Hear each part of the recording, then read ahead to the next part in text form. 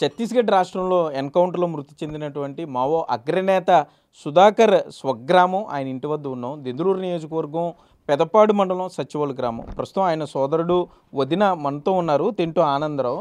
ఆనందరావు గారు, ఏంటి ఎప్పుడన్నా సుధాకర్ గారు మీతో మాట్లాడడం కానీ ఇక్కడికి రావటం, మీతో కలవటం ఏమైనా జరిగిందా ఆయన వెళ్ళిపోయిన తర్వాత? లేదు లేదు ఒకసారి రాజమండ్రిలో ఉండగా మాత్రం ఒకసారి వెళ్ళామండి. రాజమండ్రి సెంట్రల్ వెళ్ళాం. అక్కడికి వెళ్ళి ఒక 40 నిమిషాలు టైం ఇచ్చారు, మాట్లాడారు. అది 20 సంవత్సరాల పైన అయింది అంతే, అంతవరకు. ఎక్కడ చదువుకున్నాడండి ఆయన చిన్నప్పుడు? అసలు ఏంటి ఆయన ఏం చదివాడు? ప్రగడవరంలో చదివాడండి, తర్వాత రామచంద్రపురంలో చదివాడండి, విజయవాడ మెడికల్ కాలేజీలో చదివాడండి. ఆ తర్వాత రాలేదు. ఎవరు చదివించారు ఆయన్ని? ఆయన నువ్వు చెప్పు, నువ్వు ఆగు. ఆయన చదివింది మా అక్కయ్య చదివించింది. అంటే వాడు ఫీజులు కానీ ఏమైనా సరే గవర్నమెంట్ ద్వారానే వచ్చేవి. ఆవిడ మాత్రం అక్కడ ఆవిడ దగ్గర ఉంచుకొని స్కూల్కి పంపించేది, చదువుకునేవాడు.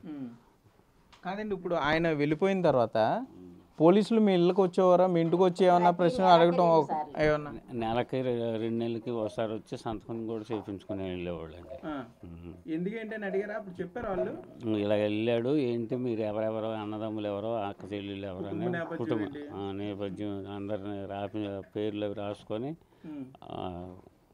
సంతకం చేయించుకొని వెళ్ళేవాడు.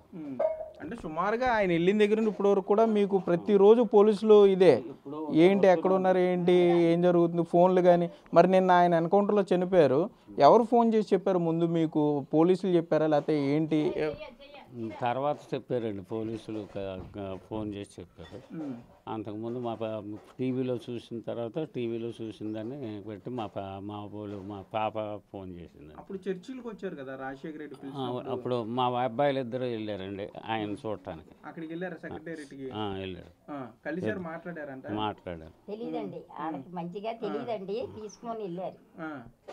ఈయన చూసారండి వెళ్ళడం. అయితే ఏంటి మరి ఆయన వెళ్ళిపోయిన తర్వాత, అంటే మీ తల్లిగారు కానీ తండ్రి కాలం చేసినప్పుడు ఏమైనా వచ్చారా? మా తండ్రి గారు ముందు వచ్చారండి, వచ్చి ఒక 6 రోజులు ఉండి వెళ్ళిపోయారు. ఇప్పుడు ఆయన మృతదేహం అక్కడ ఉంది ఛత్తీస్గఢ్ రాష్ట్రంలో.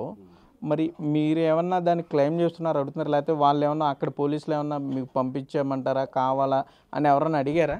అక్కడ పోలీసులు ఎవరు అడగలేదండి, ఇక్కడ వాళ్ళే వచ్చారు. వచ్చి పంపిస్తారా అని అడిగితే పంపిస్తే మేము చేసుకుంటామని చెప్పామండి. ఇప్పుడేంటి మొదటి నుంచి అంతకుముందు ఒకసారి వచ్చారు, పుకార్ 2 సార్లు వచ్చింది. ఆ 2 సార్లు వచ్చినప్పుడు కూడా ఇదే మాట చెప్పాం, మాకు శవాన్ని పంపినట్టయితే మేమే చేసుకుంటామని చెప్పామండి. దానికి ఏమన్నారు వాళ్ళు? మరి పంపుతాం అన్నట్టు మాట్లాడారు, అంతవరకే కానీ ఇదేం చేయలే. అవి ఆ 2 సార్లు తప్పిపోయాడు కనుక లేదు. మరి ఇప్పుడు పంపుతారని ఆశిస్తున్నాం, పంపితే తీసుకుంటాం, లేదంటే లేదు, మేము చేయగలిగేది ఏం లేదు. అయితే తింటూ లక్ష్మీ నరసింహాచలం అలే సుధాకర్ వదిన గారు ఉన్నారు. అమ్మ, ఏంటి మీకు పెళ్ళైనప్పటికీ ఆయనది ఎంత వయసు, ఎట్లా ఉండేవాడు ఏంటి అప్పట్లో? ఏమండి, 6 చదువుతుండగా వాళ్ళ అక్కగారు తీసుకెళ్ళిపోయారండి. వాళ్ళ అక్కగారు తీసుకెళ్ళి చదివించారు.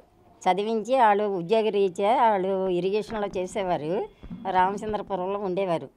అక్కడ కూడా ఈయన చదివారు 10th అయిన తర్వాత ఇంటర్ ఏమో ఇక్కడ సిఆర్రెడ్డిలో చదివేటండి. అప్పటి వరకు బాగానే ఉంది. ఎప్పుడైతే ఇలా రాడికల్స్లో కలిశారని తెలిసిందో వాళ్ళు కూడా పక్కన పెట్టారండి. మా కుటుంబం కొద్దిగా కంగారు పడి పిల్లని చేసుకోలేదనే సమస్య వస్తే ఆయనకి 1 ఎకరం పొలం వచ్చిందండి.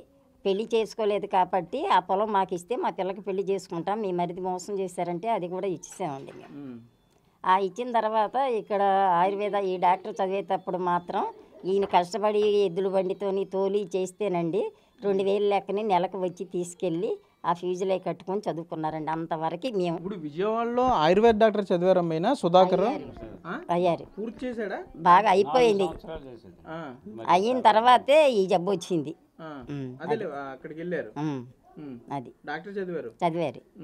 మీకు తెలిసి ఎప్పుడు ఆయన ఇంట్లో వెళ్ళిపోయాడు?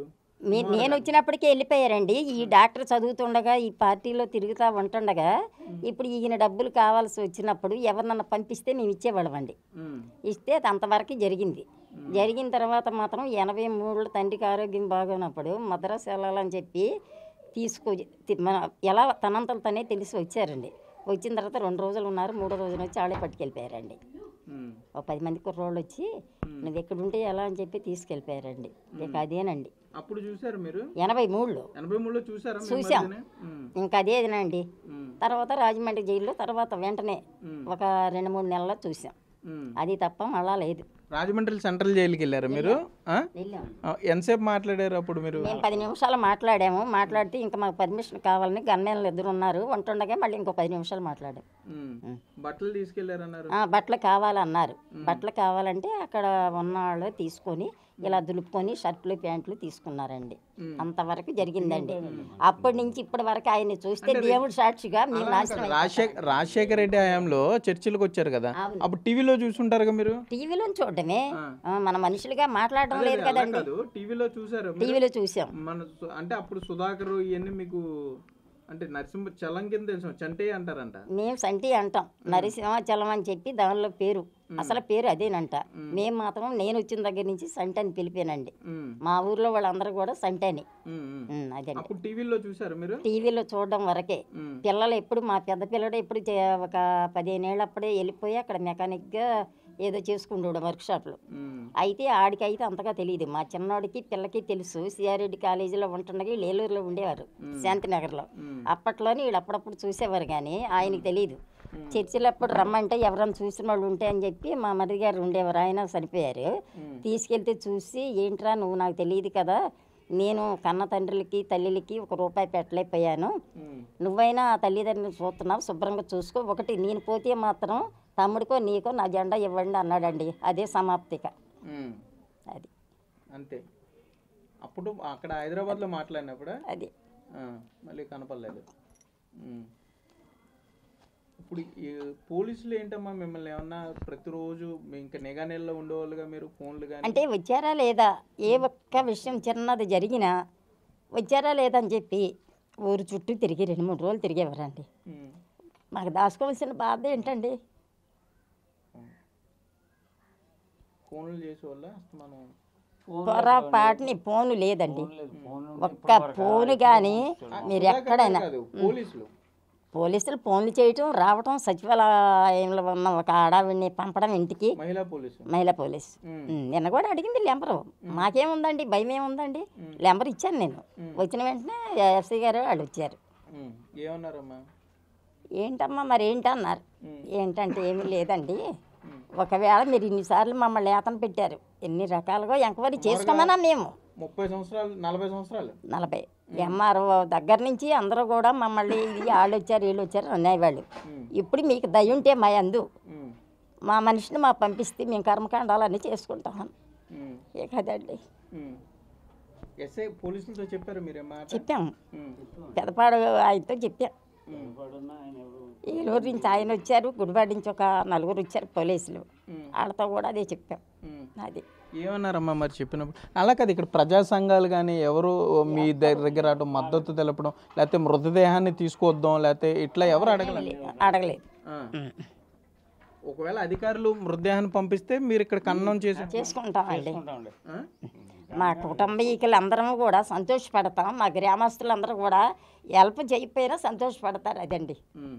ఇక్కడ తిరిగాడు కాబట్టి ఇది ఏం తిరిగాడండి, ఎప్పుడు 12 ఏళ్ళు అప్పుడు వెళ్ళిపోయాడు. ఇక్కడ తిరిగిన బాపత కూడా లేదు, కాకపోతే పేరు మీదే. కుటుంబ సభ్యుడు కాబట్టి. అయితే పోలీసుల వల్ల చాలా ఇబ్బందులు పడ్డారు బాగా. ఇంటికి వచ్చేవాళ్ళమ్మా పోలీసులు? వచ్చేవాళ్ళండి ఎప్పుడు. ఆయన ఉన్నా లేకపోయినా నేనే చెప్పేదాన్ని. ఒకళ్ళు కాదు, ఇక్కడ వరంగల్ నుంచి కూడా వచ్చేవారు. వచ్చి ఆయన వచ్చి అనేవారు ఏంటి ఇలాగని చెప్పి మేటర్ అంతా చెప్పిన తర్వాత మీరు ఈనాడడం అని వచ్చారండి. వచ్చిన తర్వాత మీ మరిదిని నేను తెల్లవారు 6ంటికి నేను పట్టుకొని రాజమండ్రి జైలుకి చెప్పానని అన్నారు. అన్ని తర్వాత మళ్ళా సదుపాయం కుదరక రాజమండ్రి పంపించారు. రాజమండ్రి జైల్లో పెట్టాము అని అన్నారు. అనేక మళ్ళీ 2 మాసాలకు వచ్చి ఇలాగే చచ్చిపోయాడని చెప్పి పుకారు వచ్చింది. వచ్చిన తర్వాత వచ్చారు, మేము ఈనాడు వాళ్ళం అన్నారండి. అన్ని తర్వాత అదేంటండి రాజమండ్రి జైల్లో మీ మరిదిని పట్టుకొని నేను రాజమండ్రి జైల్లో పెట్టాను అన్నారు కదా, అంటే నువ్వు ఎట్టబోల్సినావు ఏడబోల్సినావు అన్నాడు ఆయన. నీకు ఎంత గుర్తుందమ్మా, నువ్వు ఎట్టబోల్సినావు మమ్మల్ని ఏడబోల్సినావు అన్నాడు. అది ఫోన్లు ద్వారాగా వస్తున్నాయండి. మీరందరూ అంగీకరించి మా మనిషిని మాకు ఇస్తే మేము చాలా సంతోషిస్తామండి. మేము చేయవలసిన ప్రకారం చేసుకొని మా పిల్లలు మేమందరం సంతోషిస్తాం. ఇక అంతకన్నా చెప్పేది ఏం లేదండి. అయితే మొత్తం మీద మావో అగ్రనేత కేంద్ర కమిటీ సభ్యుడు సుధాకర్ ఇంటి వద్ద అయితే విషాద ఛాయలు అలుముకున్నాయనే చెప్పుకోవచ్చు. కారణం ఏదైనా కూడా ఆయన మావోలకు అక్కడికి వెళ్ళటం కానీ అక్కడ పోరాటాలు చేయటం, కాంటాక్ట్ లేకపోయినా కూడా తమ కుటుంబ సభ్యుడు కాబట్టి ఇప్పటికైనా పోలీసు అధికారులు కానీ స్పందించి, ఎందుకంటే ఆయన ఉన్నంతకాలం ఎక్కడ దేశంలో ఎక్కడ ఏ విధమైన ఇన్సిడెంట్ జరిగినా కూడా ఇక్కడ సచివోలు గ్రామానికి రకరకాల వివిధ జిల్లాల నుండి పోలీసులు రావటము, లేకపోతే అధికారులు రావటం, నిరంతరం నిఘా నెలలోనే ఈ కుటుంబం ఉండేది. ప్రతిసారి ఫోన్లు చేసి వీరు ఎక్కడికైనా వెళ్ళినా కూడా ఎక్కడున్నారు ఏంటి అంటే ఆరా తీస్తూ వచ్చేవాళ్ళు. సుధాకర్ ఏమన్నా మాట్లాడా, సుధాకర్ ఏమన్నా వచ్చాడా అంటూ కూడా కొంత ఇబ్బందికర పరిస్థితుల్లోకి తీసుకెళ్ళేవారు. అయినా కూడా ఈ కుటుంబం చాలా ధైర్యంగా నిలబడ్డారు. కానీ నిన్న ఈ ఎన్కౌంటర్లో సుధాకర్ చనిపోయాడని తెలిసిన దగ్గర ఉండి కొంత విషాదంలో ఉన్నారు. జరిగిందంతా ఏదో జరిగిపోయింది, ఇప్పటికైనా అధికారులు లేకపోతే ప్రజా సంఘాలన్న స్పందించి సుధాకర్ మృతదేహాన్ని తమకు అప్పచెప్తే ఇక్కడ తమ పద్ధతి ప్రకారం దహన సంస్కారాలు చేసుకుంటాం, ఆ అవకాశం ఉంటే తప్పకుండా ఆ అవకాశాన్ని పరిశీలించాలంటూ కూడా ఇక్కడ సుధాకర్ సోదరుడు తింటూ ఆనందరావు వారి వదిన కూడా కోరుకునే పరిస్థితులు అయితే ఉన్నాయి. కెమెరామెన్ భాగ్యరాజ్తో సాగర్, బిగ్ టీవీ, సచివోలు గ్రామం నుండి.